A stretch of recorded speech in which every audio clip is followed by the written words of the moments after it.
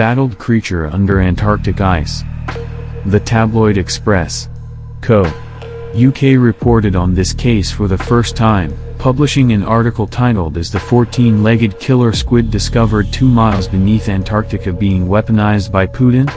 Later, the story was published by the Russian media. Since in Russia, all stories about the inexplicable are strictly classified, we cannot say that this is a real case. But, as is often the case, there may be some truth in every story. A defecting Russian scientist has surfaced with a mind-bending account of what really occurred when he and his colleagues went missing for 5 days in a mysterious lake 12,366 feet beneath the Antarctic ice. Dr. Anton Podolka told authorities in Switzerland that the researchers discovered a bizarre and deadly life form dubbed organism 46b, a highly intelligent octopus-like creature that claimed the lives of 3 of the team members. But the government of Russian President Vladimir Putin claimed that nothing of scientific interest was found, because the former KGB strongman hopes to weaponize the organism.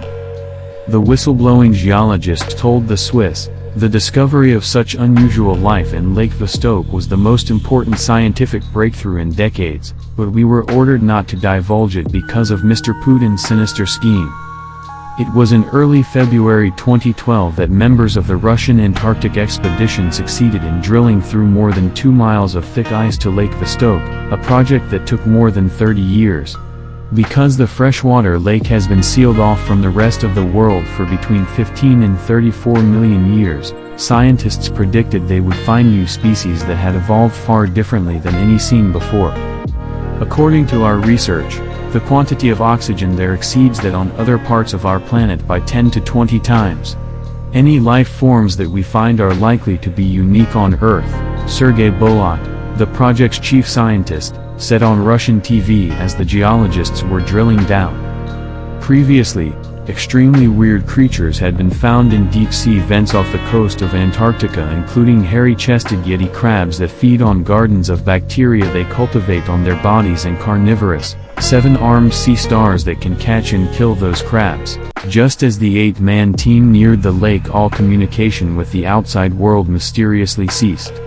As days crept by and the researchers failed to respond to increasing frantic efforts to reach them by radio, fellow scientists worldwide feared the worst. No word from the ice for 5 days, Dr. John Prisk, a professor of ecology at Montana State University and head of a similar Antarctic exploration program, grimly told Fox News at the time, "I can only imagine what it's like." Or maybe he couldn't.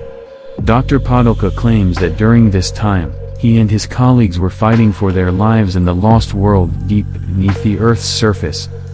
"We encountered organism 46b on day 1 as we were conducting a preliminary dive in our low-temperature wetsuits," he recounts. "It disabled our radio, which we later learned, to our alarm, was intentional.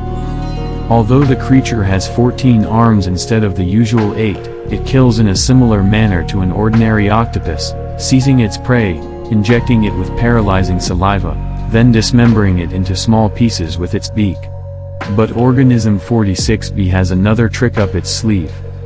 It is able to paralyze prey at a distance of up to 150 feet by releasing its venom into the water from an organ similar to its ink sac," explained Dr. Podolka.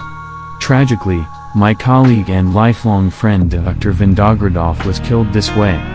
He tread water, wearing a blissful smile as the organism approached him. We watched helplessly as it used its arms to tear off his head, then popped his remains in its mouth. It was as if it had hypnotized him telepathically." The 33-foot-long man-eater also boasts extraordinary camouflage that helped it stalk the researchers.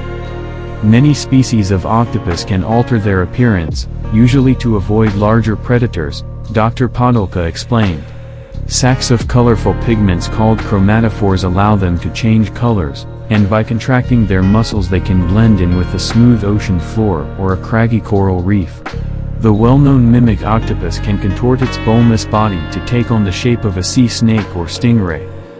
But the shape-shifting abilities of organism 46b sound almost diabolical. It shaped itself into the form of a human diver. We thought it was one of my colleagues swimming toward us in scuba gear. By the time the closest scientist realized what it was, it had grabbed him and torn him to bits. If an arm of an ordinary octopus is cut off, the severed limb will crawl away, sometimes even seize prey and place it in the mouth of the octopus. Experts say that's because each arm contains a cluster of neurons, essentially its own brain. The arms of organism 46B demonstrated a chilling knack for operating autonomously. After our sole female researcher chopped off one of the arms with an axe, the severed limb yanked the weapon out of her hands, recalled the scientist. That night the arm slithered onto the icy bank where we were sleeping and strangled her. The experts believe that not only does the octopus regenerate its limbs, but the brainy severed tentacle may be able to form a new octopus. Octopuses are extraordinarily intelligent, able to negotiate mazes, use tools, and even build structures with Legos. The newly discovered entity is in a class by itself. We became convinced it is at least as intelligent as an average human because of the way it adapted each time we changed our tactics, Dr. Podolka explained. If we were not all PhDs, I fear it would have outwitted us. Miraculously, the eggheads were able to capture the creature in a tank. After the 5 surviving scientists made their way to the surface, the program's director ordered that the borehole be immediately plugged. The geologists are expected to be honored internationally for their amazing find. To their great disappointment, however, the Russian government claimed that the team had found no life in Lake Vostok, and denied that divers had even entered the water. According to a statement by the chief of the Vostok research station, A.M. Yeligin, "There's nothing much down there, I can assure you." The director of the Russian Antarctic expedition, Valery Lukin, admitted that the plug had been put in place but called the precaution routine. U.S. and British experts were puzzled by the announcement. "It's a little bit of an anticlimax," geologist Dr. David L. McEnroy of the UK said on TV at the time. "It's hard to believe we were so wrong about there being unusual life down there."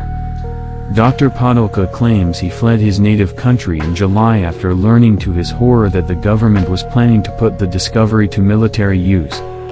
He pointed out that some species of octopus lay 200,000 eggs. Imagine if they were deposited in reservoirs and lakes across North America. It is laughable. Ho, ho, ho, declared Mikhail Balachin of the Bureau of Truthful Information. "It sounds like something you might see on one of your science fiction TV channels. The Cold War is over, my friends. If our scientists made a discovery of such magnitude, do you seriously doubt that we would share it with the world?"